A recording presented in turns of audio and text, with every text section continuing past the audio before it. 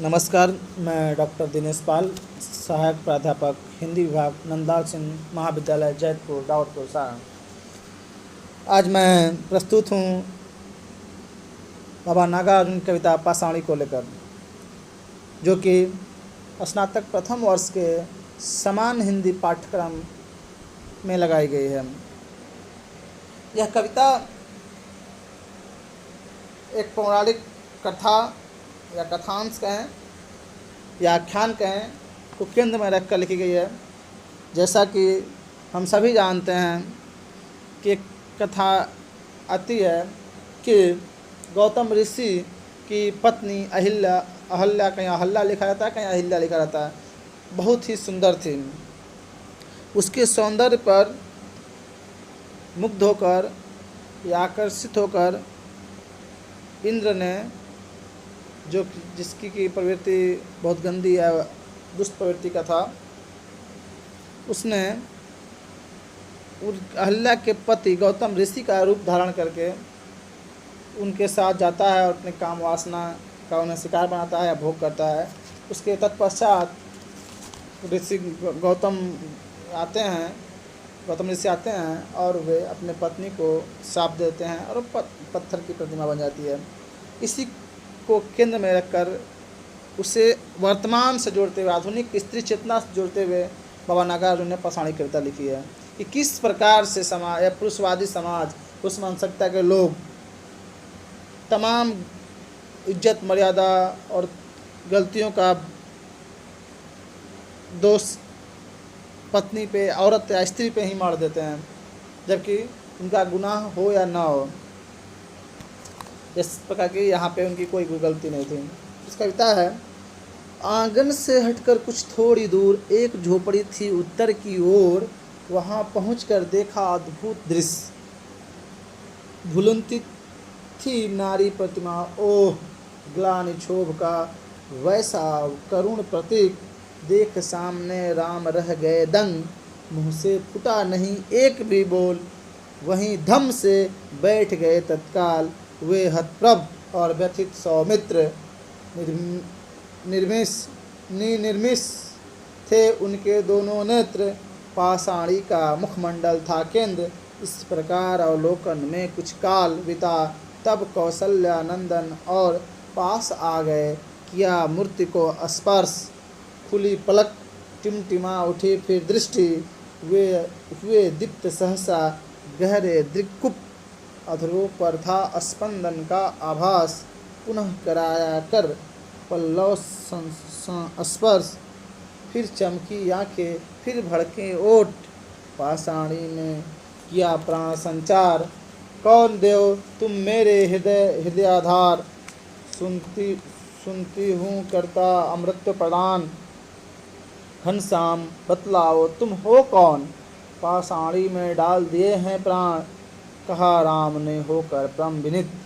कौशलेश दशरथ के हम हैं पुत्र, राम लखन से साधारण है नाम, किया राक्षसों ने भीषण उत्पात, पूर्णाहुति तक पहुँच न पाए यज्ञ, उन दुष्टों का ही करने संहार, महाराज से हमको लाए मांग, गाधिपुत्र कौशिक मुनि विश्वामित्र, उन्हीं महाकुलपति का ले आदेश, निकले हैं अब देश भ्रमण के हेतु, देवी हमारा 10वां दिन है आज, इस कुटिया में हुई आप प्रकृतिष्ठ, हो भाग में किंतु पूछ लो नाम, गुत और कुछ कैसा यह अभिशाप, गौतम दार अहल्या मेरा नाम, यहीं कहीं होंगे मुनि भी हे राम, दिया उन्होंने मुझको यह अभिशाप, पर नर दूषित कुंचली तेरी देह हो जाए निष्पन्न पुलिस पसान, किंतु वत्स तेरे सिर पर रखात, सत्य सत्य कहती हूँ परमोदार, साक्ष्य पृथ्वी साक्ष्य है आकाश, हुई नहीं संपृक्त किसी के साथ, तभी अहल्या अपने पति को छोड़, धरकर पति का आकृति रूप स्वभाव, यदि आवे कोई पत्नी के पास, कहो तात फिर इसमें किसका दोष, फिर भी किया नहीं मैंने प्रतिवाद, रोष गरल की भांति हो गया व्याप, प्रबल ताप से लहू बन गया बर्फ, ऐठी जिह्वा वाक्य हो गए बंद, चेष्टाएँ भी रह न सकीं अनिरुद्ध। धरा सायनी बनी वत्स मैं हम भग्न दीपिका सुखी बाती और चिर अवहेलित कुटिया निर्जन प्रांत। स्नेह दान का यह अद्भुत वृतांत सुन सुन पुलकित होगा सारा विश्व। जय जय कौशल्यानंदन राम। पांचाली करती है तुम्हें प्रणाम। लिए अहल्या ने दोनों कर जोड़, उठ न सकी इतनी दुर्बल थी, किंतु लगा प्रवाहित होने अश्रु प्रवाह। नहीं हुई थी अम्ब आप पाषाण, नहीं हुई थी अम्ब आप निष्प्राण। नहीं अंतस प्रसलिता मरुभूमि सदृश आप भी रही चेतनापूर्ण। उसी समय हो गया मुझे विश्वास, प्रतिमा है यह नहीं इतर सामान्य। अब निश्चित है पति का अनुचित साप। अम्ब आप में हो न सका सक्रांत, कैसे छुए किसी को कोई साप। किया नहीं जब सपने में भी पाप।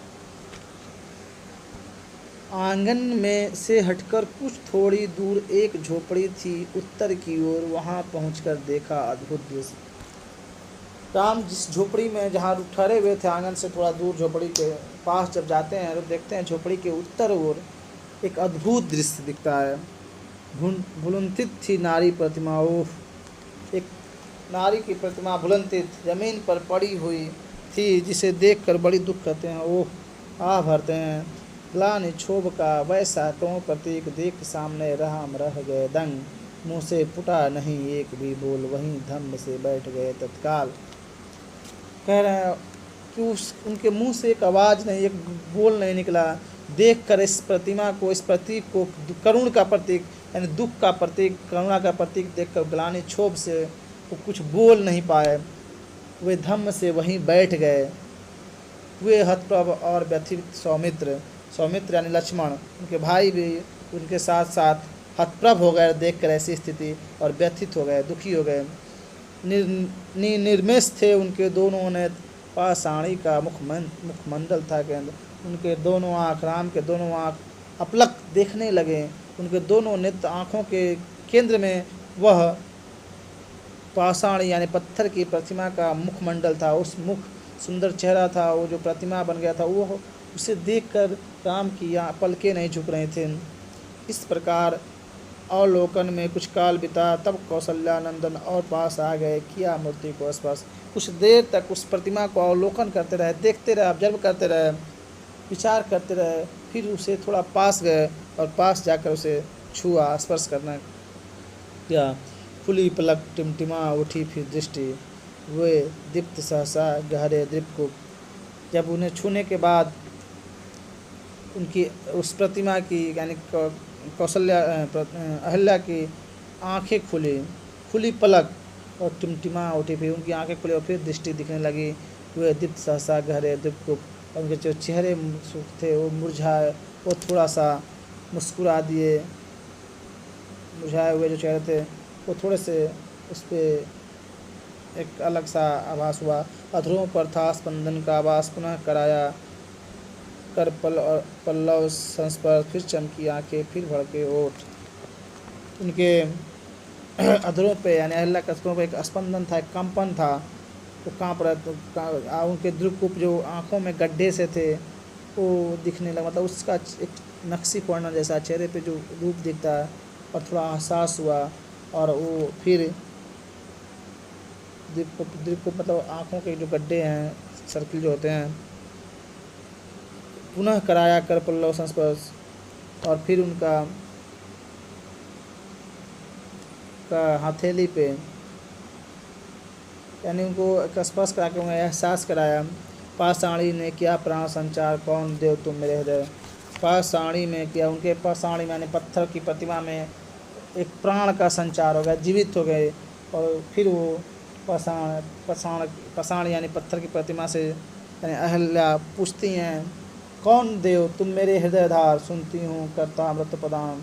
घनश्याम बतलाओ तुम हो कौन। कहती हैं, हे घनश्याम तुम कौन हो, बताओ जो मेरे हृदय का उद्धार कर दिए, मुझे प्राण दे दिए, मुझे अमृत प्रदान कर दिया, कि हो तुम कौन। यानी यह संवाद शैली में फिर राम से और अहिल्या के बीच एक संवाद होता है। फिर राम कहते हैं, कहाँ राम ने परम विनीत, राम ने पूरी विनम्रता के साथ कहा, कौशलेश दशरथ के हम हैं पुत्र, राम लखन से साधारण है नाम। क्या राक्षसों ने भीषण उत्पात, पूर्णाहुति तक पहुँच न पाए यज्ञ। उन दुष्टों का ही करने संहार, महाराज से हमको लाए मान।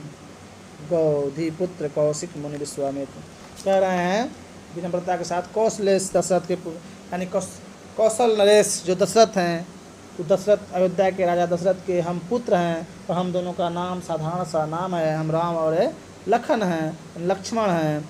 और हम यहाँ पे इस जंगल में, इस वन में राक्षसों ने बहुत ही भीषण उत्पात मचा दिया, उपद्रव कर दिया। जो राक्षसों की कल्पना की गई है, जो कि यहाँ के राक्षस कोई होता नहीं है, प्रवृत्ति के आधार पे नामकरण कर दिया गया है पौराणिक ग्रंथों में।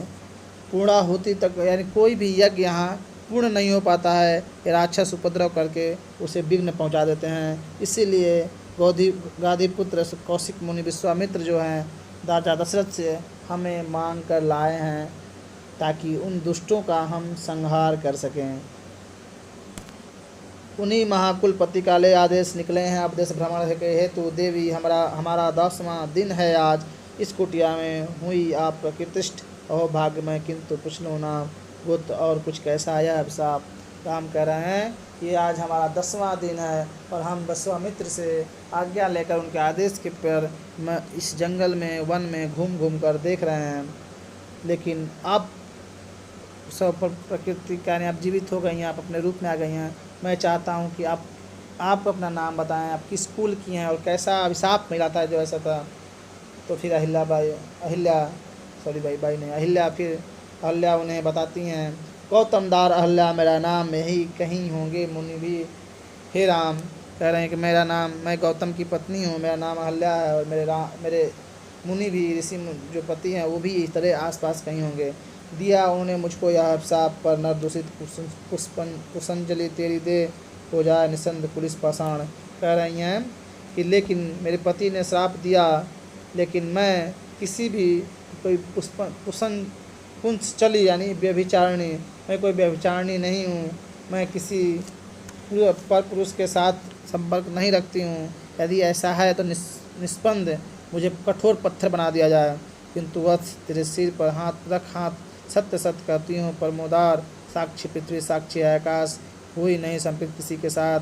तभी अल्लाह अपने पति को छोड़ कहती है, हे वत्स मैं आपके सर पर हाथ रख के कसम खाती हूँ कि मैं किसी के साथ, किसी पर पुरुष के साथ, किसी दूसरे पुरुष के साथ संपर्क नहीं रखी। इसका गवाह पृथ्वी है साक्षी और आकाश भी साक्षी है।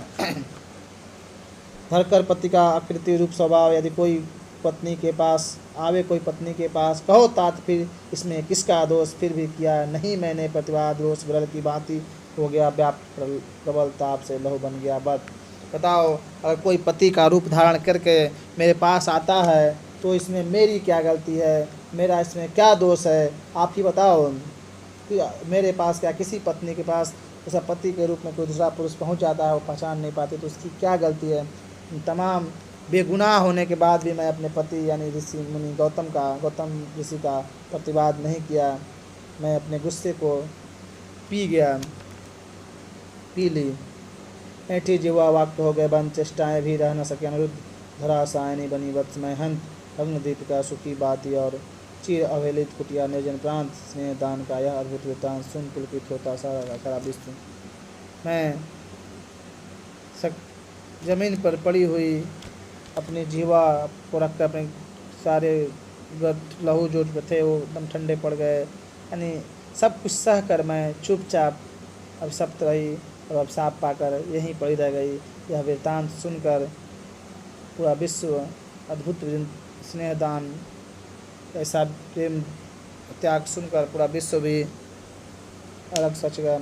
यानी कह रही हैं, फिर बाद में कहते हैं कि नहीं आप कभी पत्थर नहीं हो सकती, पहाड़ नहीं हो सकती, आप कोई निष्प्राण नहीं हो सकती हैं, क्योंकि कैसे छुए किसी को सांप, किसी को सांप कैसे छू सकता है जो सपने में भी पाप न किया हो। राम कह रहे हैं कि आप जिसके सपने में भी कभी पाप ना हो, भला उसे कोई सांप कैसे छू सकता है, इसलिए आप शापित नहीं हो सकती हैं। और पुनः अहल्या अपने नारी रूप में आ जाती है, सुंदरी के रूप में आ जाती है। धन्यवाद।